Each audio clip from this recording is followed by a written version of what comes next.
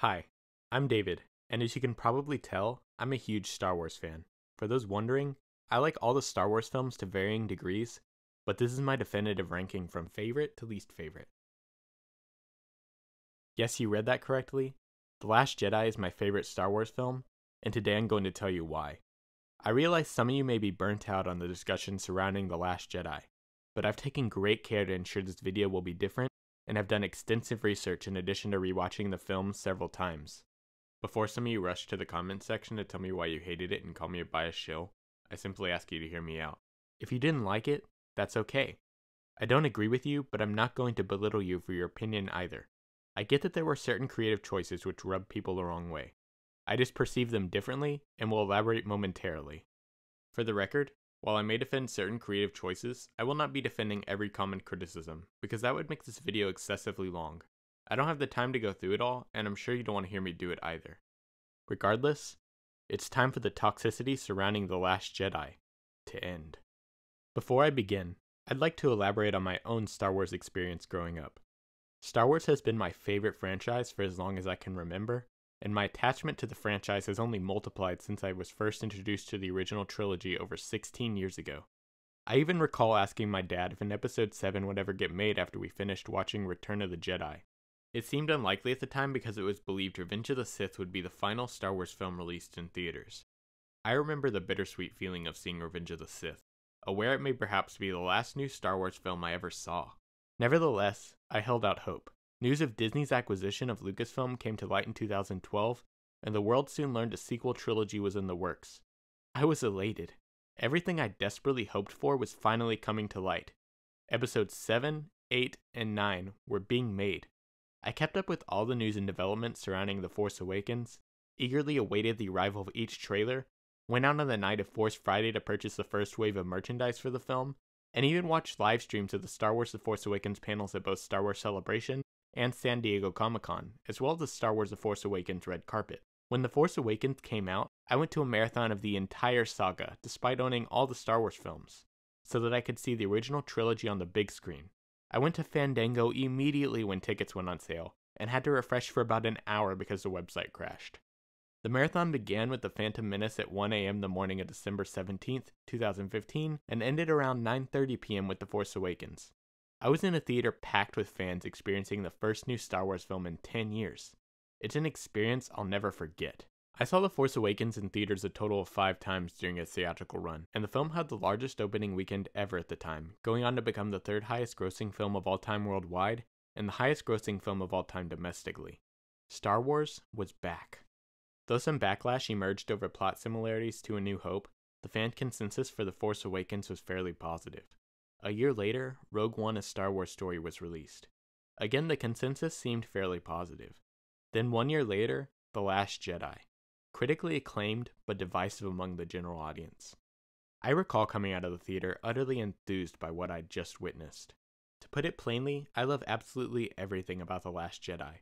It's not only my favorite entry in the Star Wars saga, but my favorite film in general. The cinematography, visual effects, production design, puppetry, sound design, score, and performances are all exquisite. Every element across the board works perfectly in tandem to deliver an exhilarating, immersive experience. You don't see as many blockbusters with this quality of production value these days, and people tend to take that for granted. Perhaps most of all, though, I appreciate the story and Johnson's willingness to be bold. The film speaks to me on so many levels, in addition to furthering the franchise I know and love in unique, surprising ways. When I checked my social media, I was flabbergasted to see how polarizing the general audience reaction was. Or at least seemed to be. Not that it was surprising a sect of fans didn't like the new movie. That's pretty much been the case since Empire. Pleasing everybody is impossible. I was just appalled to see the way these supposed fans were behaving online. It's since been revealed in an academic paper from Morton Bay that about 50.9% of the negativity came from those who were likely Russian bots or politically motivated and sought to propagate a narrative of widespread discord and dysfunction in American society. Though in spite of the controversy's origin, toxicity has seemingly seeped into the fandom from my experience. The replies to birthday posts for Rian Johnson and Kathleen Kennedy are horrendous. Kelly Marie-Tran even deactivated her Instagram account because of the rampant racist comments she was receiving, which had nothing to do with her character, by the way. So why is that? As I read The Art of the Last Jedi to prepare for this video, I had an epiphany. The Last Jedi contains plenty of meta-commentary regarding the Star Wars fandom. Aside from learning from failure, a recurring meta-narrative in The Last Jedi is meeting your heroes and being surprised to learn they aren't quite what you expected. Johnson's subversion of audience expectations plays heavily into this. Before I elaborate on that though, let me explain the meta-nature of it all. I discovered some quotes regarding the early experience of being a Star Wars fan which recontextualized my perspective as to why certain fans are so upset. I already understood much of what upset them about the movie, but now I grasp the underlying psychological component as well. Creative art manager and author of The Art of the Last Jedi, Phil Szostak, had this to say on the home release of A New Hope. A New Hope was not released on VHS and Betamax home video formats until 1982, a full 5 years after its initial theatrical run. And years would pass before the film was released at an affordable price. Rental through neighborhood video stores was the primary means of distribution at the time. Rian Johnson, the writer and director of The Last Jedi, offered his own anecdote on the matter. I remember when we got the VHS for Star Wars from the video store. We had our friends over and we would watch it for 12 hours straight, over and over, until we had to give it back. There'd be like a 3-month waiting list to get it. I had the records, I had the storybooks, I had the holiday album, I had anything that I could get that had to do with Star Wars. But the one thing we didn't have was the movie. Largely, it was talking with your friends about the movie, pulling information and memories of it. And so, it was a very strange and very mythological experience of Star Wars. It mythologized the film in a very powerful way because, like God's absence, the actual object of your worship was not there. So you and your friends end up studying the sacred text and philosophizing about it. I hadn't really thought of it that way before, but that might be part of the reason why, in a way that can be hard to explain, Star Wars feels like such a powerful myth of our childhoods. Maybe it's because we couldn't see the actual movies. The way we consume media has changed significantly since the 70s and 80s. Now we're able to watch just about whatever we want, whenever we want, thanks to streaming and the shrinking gap between theatrical and home media release. My experience of Star Wars was very different than that of early fans. Growing up in the 90s and early 2000s, I can't remember a time when my family didn't own the original trilogy on VHS or DVD. I had those films at my disposal whenever I wanted to watch them as a kid, and the same was soon true for the prequel trilogy as well. Star Wars was special to me in a different way. However, the main characters of the sequel trilogy actually can relate to this. The stories of Luke and the Galactic Civil War are legend and myth to fans as well as Rey, Finn, Poe, and Kylo Ren. These characters grew up aware of this history as stories were told throughout the galaxy.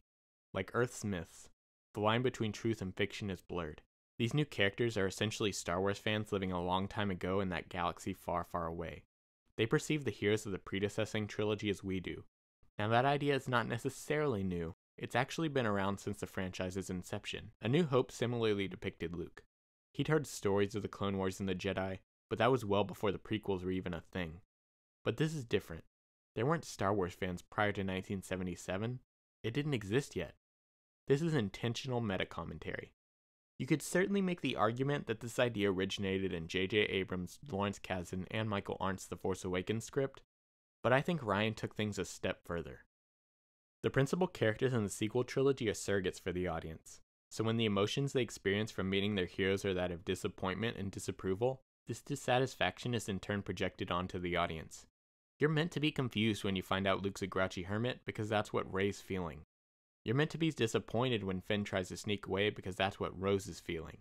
You're meant to disapprove of Holdo's methods at first because that's what Poe is feeling. It goes on, but for the purposes of this video, I'm going to dissect the triangular character relationships between Rey, Luke, and Kylo Ren, Finn, Rose, and DJ, and Poe, Leia, and Holdo, before tying it all back into my earlier revelation. For each of these dynamics, there's a character which brings out the best side, and a character that brings out the worst side of someone. As Johnson says in The Art of the Last Jedi, ultimately, it's almost as if Rose is the angel on Finn's shoulder, and DJ is the devil on his shoulder. Those characters, to a certain extent, serve Finn's arc in the same way that Amilyn, Holdo, and Leia serve Poe's arc, and the same way that Kylo and Luke serve Rey's arc. There are these little triangles set up, the 3 triangles the whole thing is built on. Johnson described the beginning of his writing process of The Last Jedi as this. I started writing down each of the main characters' names. I didn't want to start with set pieces, I didn't want to start with the plot stuff. I just started with character names and said, what do I know about them? What do I love about them? What is the hardest thing each of them could be challenged with? I did that for each character and worked from there.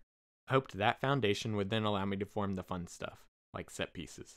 The big stuff around an essential thread of character. In reality, for me, the character stuff is the fun stuff and the big stuff. The Last Jedi is great because it puts character first. Like it or not, everything in the film is in service of a character's arc.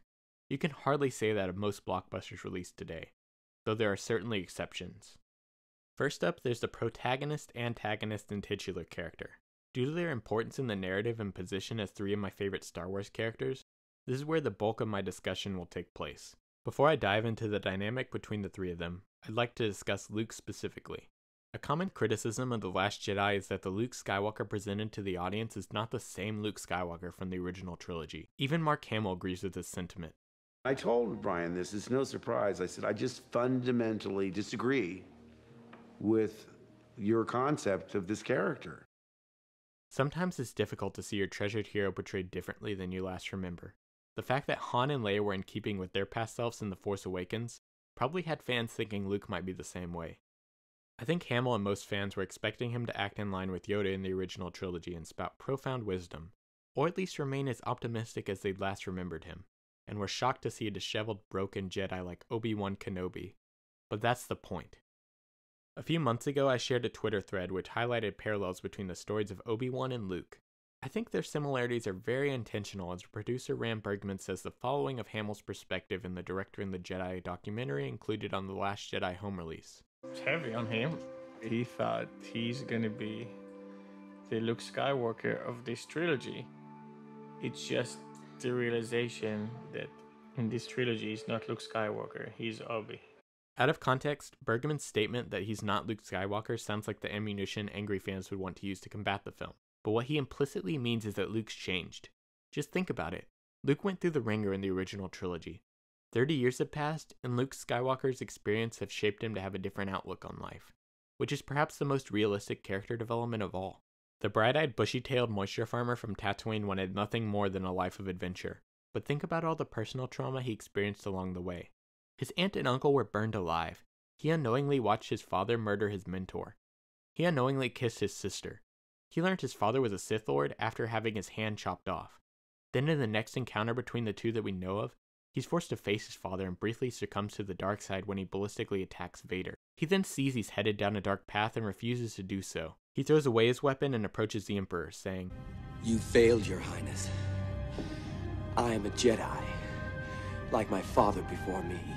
The Emperor responds by electrocuting him, and his father, the man he was fighting, steps in and sacrifices himself to save him. Imagine what must have been running through Luke's head after that. He then goes out into the galaxy to gain further knowledge of the Jedi Order.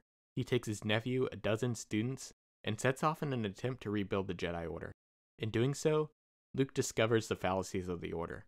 He says it himself. If you strip away the myth and look at their deeds, the legacy of the Jedi is failure, hypocrisy, hubris. That's not true. At the height of their powers, they allowed Darth Sidious to rise, create the Empire, and wipe them out. It was a Jedi Master who was responsible for the training and creation of Darth Vader. He then senses conflict within Ben during training. At this point, he's not only emotionally compromised by his past, but afraid that history may repeat itself. He knows his own father was responsible for the fall of the Jedi Order, and he doesn't want Ben to go down that same path. He's seen what can come from it, the death and destruction of everything he loves. So in a moment of weakness, he goes to confront Ben, ignites his saber, and briefly contemplates killing him to prevent the worst possible outcome easily. So of course it's disconcerting for some when they learn Luke's determined to end the Jedi Order, or that he contemplated killing his own nephew at one point.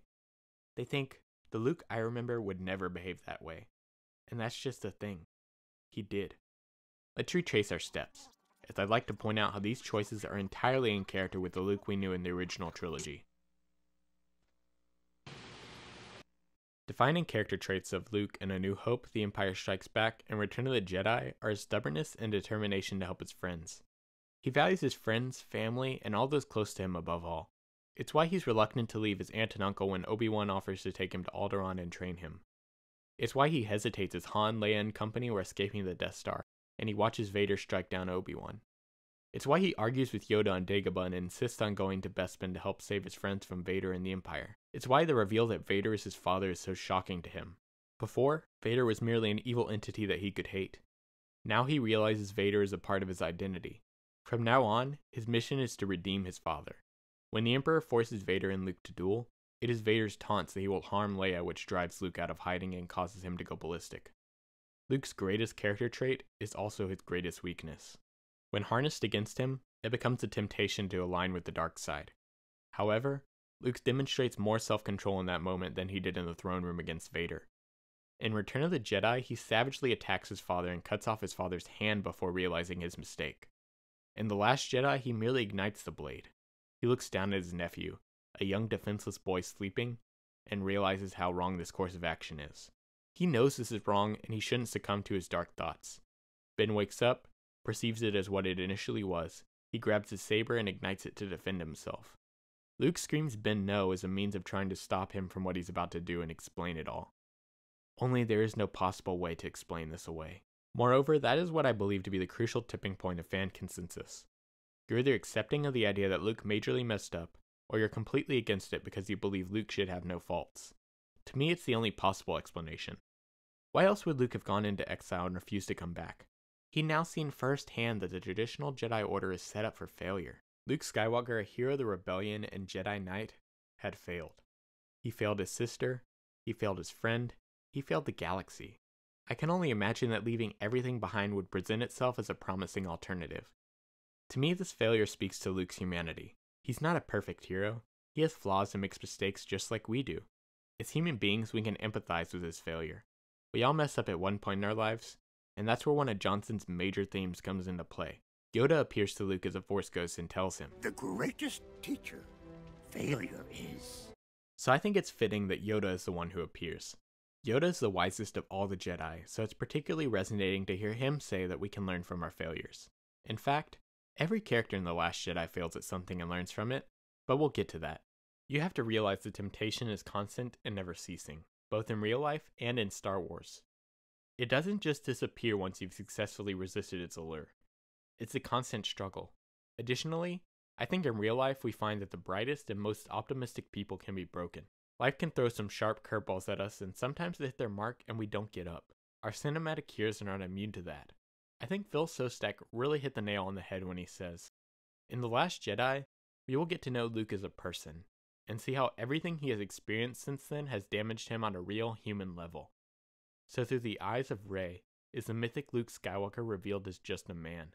Ultimately, Johnson had to discover the answer as to why Luke went into exile. The Force Awakens alludes to the idea that Luke felt responsible for everything Kylo Ren had done. He was training a new generation of Jedi. One boy, an apprentice, turned against him, destroyed it all. Luke felt responsible. He just walked away from everything. So it seems like a natural progression of the story that Luke would then callously reject Rey's plea for help. When Rey comes to Octo and offers the lightsaber to him, she and the audience essentially expect him to take up the weapon once more and join the fight. He even asks Rey, I think what? I'm gonna walk out with a laser sword and face down the whole First Order? So when Luke takes the saber from her, he's confronted with a reminder of his past heroism and how far he feels he's fallen. Luke tosses the saber hoping to lose it once more. He rejects the notion because he's committed to his self-imposed exile. He's stubborn. The sunken X-Wing further illustrates this notion. Rey and by extension the audience are understandably taken aback. The straightforward approach would be to have Luke ignite the saber and immediately agree to train her, but that wouldn't necessarily align with the pre-established context. It's what Rey and the audience want and are expecting, though. Rey shows up to the island with a set of expectations, saying, I need someone to show me my place in all this. And that's what she's trying to find, and she doesn't exactly know what that's going to be yet. So Luke slamming a door in her face seemed like the most obvious thing in the world to kind of throw a bucket of cold water on her head. There are folks in your life that you expect to fulfill a certain thing, and as we grow up, we realize that doesn't always happen. As Rey struggles to persuade Luke to take up the respective mantles of Jedi, hero, and teacher once more, she's also hoping that Luke can simplify her situation by helping her discover who she is. When Luke asks who she is and why she's there, Rey deflects his questions. She's unsure of her place in the galaxy and seeks help discovering that as well as learning how to control the Force. Deep down, Rey knows the truth about herself. Like Kylo Ren later tells her during one of their Force connections, her greatest weakness is that she can't stop needing a familial connection. It's your greatest weakness. Looking for them everywhere, in Han Solo, now in Skywalker. Concerning Luke, Kylo tells her the truth about what happened that night. Or at least his perception of the truth. There's a compelling tug-of-war between Rey and Kylo Ren as they each seek to turn the other to their side. Over the course of the film, Kylo gains her trust and she loses faith in Luke. In a surprising turn of events, the antagonist is more honest with our heroine than her newfound mentor. In The Director and the Jedi, Daisy Ridley describes it like this. Luke should be the one nurturing Rey, and it's actually Kylo that is. When confronted, Luke's forced to tell Rey the truth. He no longer has anything to hide now that he's revealed the true nature of Ben's fall. It's not till Rey and Kylo Ren finish disposing of the Praetorian guards that she realizes her faith in Ben was ill-founded, and that Luke was right. It didn't go the way she thought it would. That's precisely what makes the throne room sequence so fascinating. It's not just cool on account of the spectacle alone, it's the subversion and twist of how that new alliance is quickly formed and fractured when Kylo Ren decides to seize power and control. He forces Rey to confront the truth that is her family, her identity, something she's repressed her entire life. She doesn't get the answers she wants, but he then appeals to her by offering her a place in the ensuing conflict, to give her that sense of belonging she so desperately craves. Only it's in the interest of evil. He essentially makes the same plea that Vader does of Luke in The Empire Strikes Back. She rejects what he offers because she won't fall to the dark side that easily. She can't be turned as easily as Ben thought, and the same is true vice versa. As they struggle over the saber, they're equals. Instead of going straight to Rey as it did in the forest on Starkiller, the blade strained and breaks as their powers equal. Rey awakes first and flees the ship to help the resistance on Crate, while Kylo's left alone to claim what he believes to be his rightful place as Supreme Leader. While I think redemption is an essential recurring theme in Star Wars, and no one is truly beyond redemption, Ben Solo seems to reject the idea persistently. Thus far, whenever he's presented with an opportunity to turn to the light and put everything behind him, Ben Solo always turns further to the dark. It's the tragic truth of his character, and why Rey closes the Falcon door on him in their last Force connection. She felt betrayed because he's seemingly fallen for good. When Luke appears on Crate, Kylo is understandably upset and consumed by his hatred. Luke knew that would be the case. He knew it would buy the Resistance time to escape. He knew it would inspire others across the galaxy to take up arms against the First Order. Thanks to a reality check from Rey and Yoda, Luke realizes there's a way he can be what the galaxy needs and go out on his own terms. He's determined to die peacefully on the island, and so he does. He was never going to back down from that idea, but this enables him to do so in a way that benefits the galaxy as a whole, to become a symbol of hope once more and go out with peace and purpose. So that's why the Force projection sequence is my favorite in the film and in all of Star Wars. It not only features a beautiful reunion between Luke and Leia, a sweet moment between Luke and C-3PO, and an astounding score from John Williams, it's an epic end to my favorite character that carries more weight and significance than merely being a cool set piece. Through his actions, Luke embodies the non-violent philosophy of the Jedi in the best way possible. He faces down evil and becomes a martyr without harming anyone. He dies of his own volition. He's not skewered through the chest or blasted to bits. He demonstrates his mastery over the Force to accomplish a remarkable feat that would have further reaching consequences than just dying of old age. Also, I love that he gazes out to the twin suns of Octo as Williams' brilliant binary sunset theme plays. His mortal journey ends as it began. Meanwhile, Rey, Chewbacca, and R2 are looking for the Resistance. They find them trapped in a mine behind a pile of rocks, and funny enough, It's not about lifting rocks. Rey's challenge is to lift rocks. At that moment, as Rey concentrates and successfully lifts them, Rey realizes her calling. She's meant to fulfill the role and responsibility that she tried to pass on to Luke. As Luke's voiceover tells us, she is the Last Jedi. Now on to the next trio. At the beginning of The Last Jedi, Finn's reputation precedes him as a new hero of the Resistance. However, he's not yet fully committed. It's not till later when their missions failed that things are put into perspective. Johnson had this to say concerning writing for Finn.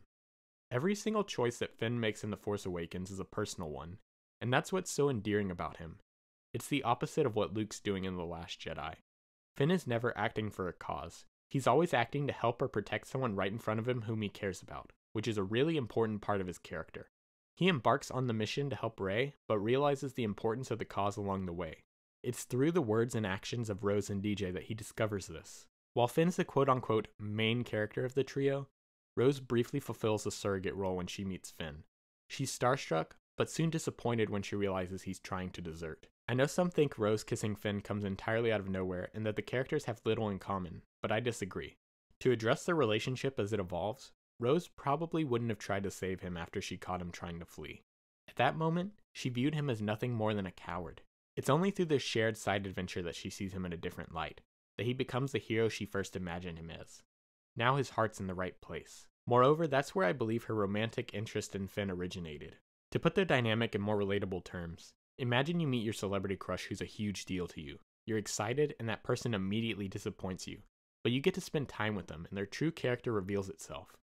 That's the gist of Rose's connection to Finn. Regarding their similarities, Finn fulfilled sanitation duties with the First Order, while Rose is a maintenance worker. Both of these seem like undervalued positions within their respective hierarchies. Both of them are also somewhat lacking concerning social skills, as Rose fumbles over her words meeting Finn, while Finn's kind of a compulsive liar.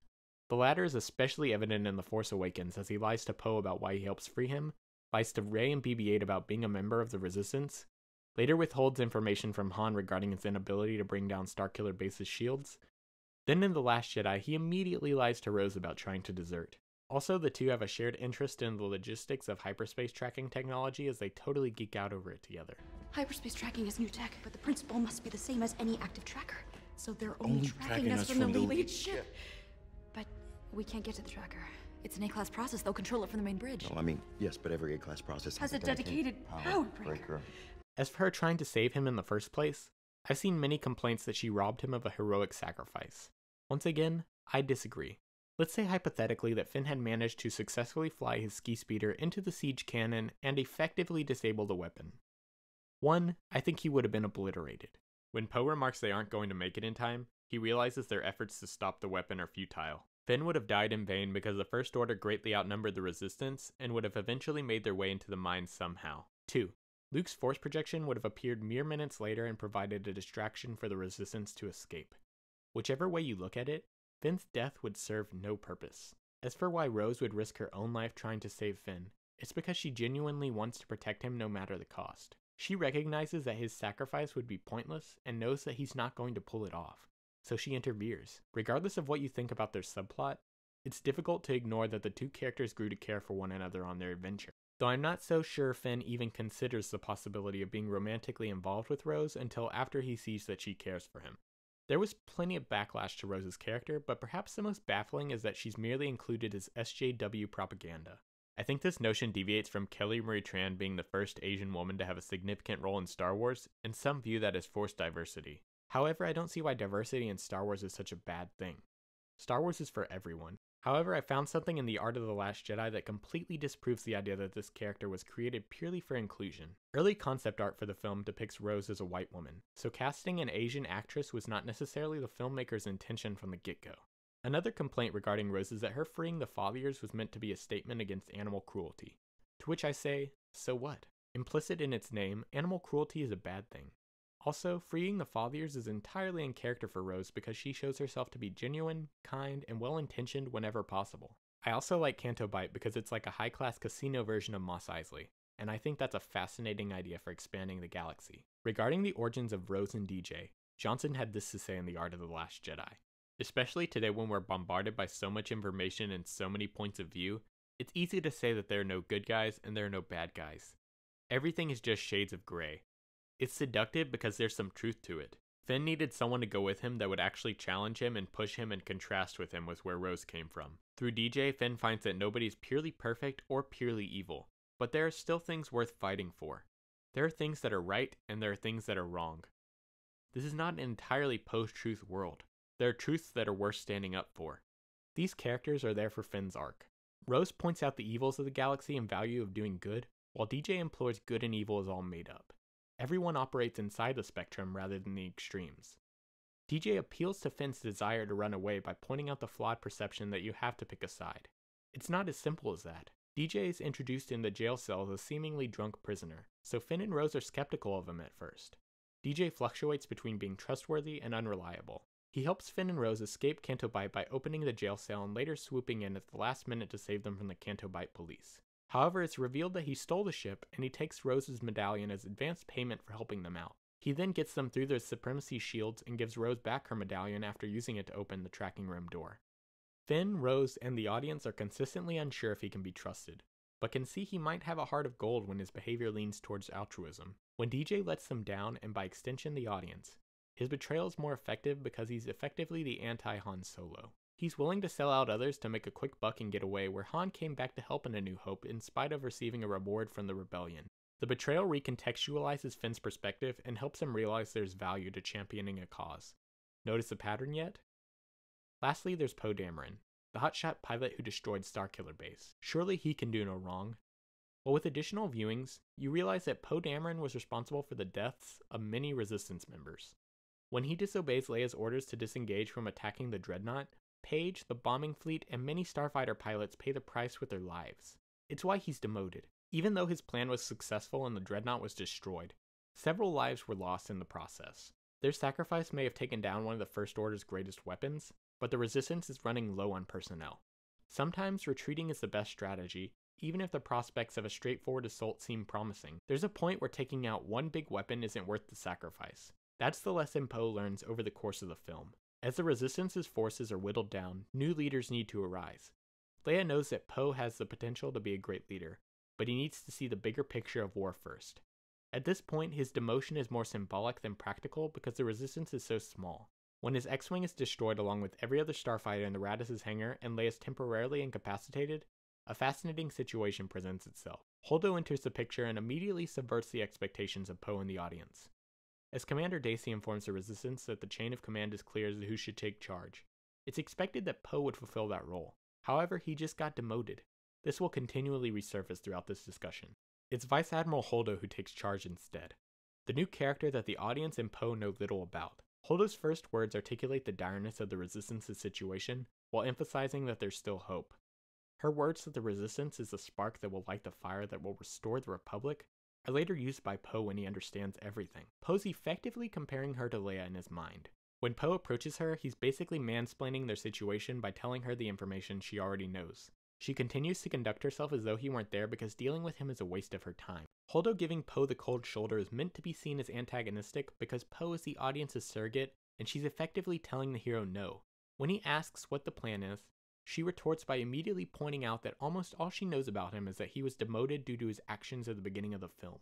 What was once seen merely as an act of heroism in Star Wars is suddenly much more layered. In this exchange, she points out every reason she currently has not to trust him with her plan of action. Poe shakes off the explanation and persists in pestering her by asking what's going on. Holdo then retorts by further emphasizing why she doesn't trust him. Her reasoning is valid but seen as snide and demeaning due to her snark. She's brutally honest with Poe, and he can't accept that truth. At that point, he can no longer contribute to the evacuation in a meaningful way, and no longer has a leader whom he trusts. He's stuck in the ship, aware of the impending doom, and gets antsy. Finn and Rose then come to him with a solution to disable the hyperspace tracker, and he latches on to the idea because he sees it as better than nothing. He doesn't yet understand why Holdo has left him in the dark. As the group realizes there are various obstacles in their way, They continually seek a solution with bad odds. Once the Raddus is the only ship left, Poe storms onto the bridge and makes demands of Holdo to share her plan. When she responds with familiar words from Leia, he views that as a hollow defense. He realizes they're fueling the transports when he sees the display and raises his voice. Also, you'll notice the Resistance crew member backs away from him when he approaches due to his sudden aggression. He then recklessly throws a fit by screaming and throwing things around like a 2-year-old. Immediately after he's escorted off the bridge, he contacts Finn and Rose to inform them. Only by sharing this confidential information, DJ eavesdrops and later uses the info to barter with the First Order, causing many of these unarmed, unshielded transports to be destroyed and several Resistance members to be killed. And people wonder why Holdo didn't want to share information with him. I've heard some say that Holdo should have shared her plan with him either from the get-go right then and there, or later when he mutinies. While I understand that perspective, you have to realize that from Holdo's point of view, Poe continually acts out irrationally and would have only somehow jeopardized her plan. Not to mention the fact he probably wouldn't have listened to anything she had to say. He still didn't grasp anything she told him from their first conversation. I think he would have either thought she was lying, or just ignored her because he thought his way was best. It takes Leia explaining the situation for him to cool down and understand. And it's crucial he hears this from someone he trusts. His familiarity with Leia and respect for her is why he's able to accept criticism from her. I've seen it suggested that Admiral Ackbar should have fulfilled Holdo's role in the story and been the one to sacrifice himself. But I don't think that would have worked as well. The dynamic between Poe and Holdo is entirely dependent on her anonymity. He respects and trusts Ackbar's judgment, so he probably wouldn't have lashed out and enacted his plan. It's also essential that Holdo's sacrifice is reconciliation for her mistake of not telling Poe. Even though her reasoning was valid, not telling him the plan did ultimately cause more trouble than it was worth to keep it a secret. Holdo just had no way of predicting that he would act the way he did. She doesn't have the same information as the audience, so you can't expect her to act as you think you would in her shoes. Meanwhile, there's ensuing chaos on the Supremacy as Poe's plan continues to unravel. The unarmed and unshielded Resistance transports are destroyed, and Poe realizes he's powerless to stop it and somewhat responsible. During the battle on Crate, he finally realizes the lesson Leia's tried to impart on him. As they make their attack run, he has a moment of clairvoyance. He sees the ski speeders being picked off and knows it's hopeless. They need to call off the attack, so he steps up and orders them to stop. As he watches Luke's duel with Kylo Ren, it registers with him that he's giving the Resistance a chance to escape. Poe seeing the bigger picture, and his status as a leader is cemented when Leia tells the remaining Resistance to follow him. The triangular character relationships are similarly structured, but the roles may vary from triangle to triangle. Throughout the trios, the main 3 characters are discovering their purpose and place in the conflict. One character is disappointed in another, and that dynamic shifts between them all. Towards the end of their arcs, the 2 supporting characters provide their lead with a new perspective. Lastly, a character tries to rectify their mistakes through sacrifice. 2 of the 3 times are prosperous. On that note, I find it interesting how The Last Jedi contrasts with Rogue One's idolized perception of sacrifice. Johnson recognizes that the sacrifice is sometimes not worth the loss, but also that it can make a difference. The final reoccurring story component throughout the entire film is that these characters need to fail to grow. Luke fails Ben and subsequently the galaxy by hiding away. Leia's call for help fails. Holdo's plan fails because of Poe. Poe fails to recognize the bigger picture. Finn and Rose fail to find the codebreaker, deactivate the hyperspace tracker, and then Finn's attempt at sacrifice fails. Snoke fails to recognize his apprentice's coming betrayal. Hux fails to apprehend the Resistance. Captain Phasma fails to kill Finn and Rose. Rey and Kylo Ren fail to convince one another to join the other side. Rey additionally fails to persuade Luke to join her as she leaves. Kylo Ren also fails to see past Luke's deception, so the Resistance gets away. Chewie even fails to eat a porg. They each glean something from their failures. Luke is inspired by Rey and Yoda to help the Resistance in the only way he can help, by projecting himself across the galaxy as a shining symbol of hope. Leia realizes the Resistance has all it needs. Holdo takes accountability of her failed plan by sacrificing herself to ensure the remaining Resistance fighters made it to the surface of Crate. Poe sees the bigger picture and realizes it's more important to stay alive than to win the battle if they're ever going to win the war. Finn fully embraces the rebel moniker and understands the importance of the cause. Rose recognizes that love is the way to win. Snoke and Phasma see their mistakes as they die. Hux acknowledges that the Resistance shouldn't be underestimated. Rey begins to believe in herself and recognizes her place in the story. Kylo Ren realizes his anger blinded him, and that he will carry the burden of his atrocities with him. Last but not least, Chewbacca makes a companion of one of the porgs. The film's poignant truth speaks to the value of failure. While The Last Jedi story veers in unexpected directions, Johnson's vision still feels like a natural progression of where the story left off in The Force Awakens. Though I adore The Force Awakens, I can admit that JJ played things very safe. The Last Jedi was refreshing because everything felt spontaneous and new. For the first time since Disney acquired Lucasfilm, a maverick filmmaker like George Lucas was in control. In my initial review for the film, I said the new characters, creatures, and planets are incredibly abstract and unlike almost anything else that has ever existed in the Star Wars canon. They reminded me of George Lucas's original universe building, and I loved that. It seems that even the crew of The Last Jedi would agree with that sentiment, as The Last Jedi's production designer Rick Heinrich said all of that background on George's design philosophy was key. Rian really gets it. He doesn't dwell on things. Designs are there to support what's going on. Just as George would chew through the scenery, Rian was likewise going for it. When I first saw the film, I immediately understood why Lucasfilm had the confidence to sign Johnson on to oversee an entirely new Star Wars trilogy. They had a very positive collaboration with Johnson, and he made something very special. Something they've run into trouble with regarding the directors of their spin-off films. Angry fans quickly resorted to calling Rian Ruin Johnson because they felt he ruined Star Wars and retroactively destroyed their childhood. But guess what? Rian Johnson is a fan. Believe it or not, he didn't intend to ruin your childhood or Star Wars at all for that matter. He set out to tell the story he best possibly could a long time ago in that galaxy far, far away. Johnson made a point to examine the visual language of the saga and draw on it as inspiration. In a Collider Q&A, Johnson said he had all the Star Wars movies on an iPad during production, and he would frequently rewatch the prequels to refamiliarize himself with their visual language. Johnson said the notion of finding echoes not just in the original trilogy, but also in the prequel trilogy felt like it would be a really rich well to draw from. Johnson went on to compare the final scene of Kylo Ren looking up at Rey in The Last Jedi to the scene of Revenge of the Sith where we see Anakin's face for the last time before the Darth Vader mask lowers onto him. You see that glimpse of, is it fear? Is it regret? What is it? What's going through Anakin's mind at that moment, Johnson asked.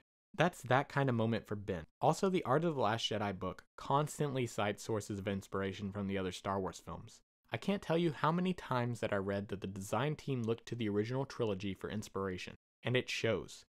It's new and exciting, but feels faithful to the visual language of the Star Wars saga.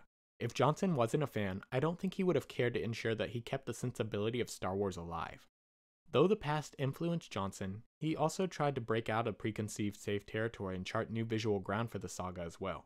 Thematically, the making of this movie parallels with the struggle between Rey and Kylo's ideologies. A big bedrock thing for me was, what do you keep from the past and what do you not? What is the value of the myth you grew up with? What is the value of throwing these things away and doing something new and fresh? For me, that's most prominently illustrated in the movie in the Rey and Kylo relationship. Her trying to reconnect with the past and him trying to throw it all away. Many tend to believe Johnson sided with Kylo and sought to let the past die, but Johnson himself says that ultimately, my allegiance came down to Rey. But it's not that simple, and I think it's a very shaded and interesting thing. Yoda expresses some of Kylo's same sentiments. There's also a sin in venerating the past so much that you're enslaved to it. For me, it's not just a meta thing of talking about Star Wars. How much do you copy what came before versus throwing it away? It's very much a huge thing in life that I've spent a lot of time thinking about. It felt very germane, something very interesting and prudent to explore right now. What Johnson did was take Star Wars in a new direction and allow it to evolve, becoming more than an epic space fantasy. Johnson breathed new life into that galaxy far, far away for the first time in a long time. He's well aware that longtime fans have built up the mythology of the original trilogy to the point that nothing can meet their expectations anymore. Nothing can compare. They'll scrutinize insignificant flaws in the newer films but viewed slight mistakes in the original trilogy as charming and endearing goofs. Johnson is effectively asking fans to reevaluate their perception of the saga and its heroes. I think that touched a nerve with some, and their method of deflection was to spew hate in the direction of the cast and crew. His narrative pokes holes in the sacred myth. The heroes are no longer infallible. Their choices have consequences. It redefined what a hero looks like and where they come from. When speaking of the creative process, Johnson had this to say of the cast and crew. They all just love Star Wars. And as weird as that sounds, considering what we're doing, the vibe was never, let's recreate and idolize the past. The vibe was always, we all know this world in our bones from growing up in it, but let's make something new and exciting in it. That was something we all shared and we all very naturally felt. Neil Scanlon had this to add. We're waging goodbye to the legacy that is the original films and prequels, even to The Force Awakens. Rian is taking this film to a place I hope the fans adore and is as successful as any other place we've ever been. But it's definitely a place we've never been before. And that's liberating, isn't it? Because where does Star Wars go from here? What a fantastic way to say goodbye, and let's go somewhere else. Regarding the longevity of the saga, Rose symbolizes that these main heroes are already becoming icons for a new generation. While the stable children on Canto Bight represent the idea that the old legends are being passed down to a new generation. Heroes can come from anywhere, and so can Star Wars fans. Representing other ethnicity and gender on screen provides audiences everywhere with a more direct outlet to enjoy this saga and inspires them to go out and create. At the end of the day, you're entitled to your opinion. You don't have to agree with me. I just felt like I had a lot to say on the matter and wanted to share my perspective through this video. I hope you found value in it, learned something new, and will see The Last Jedi through a different lens from now on.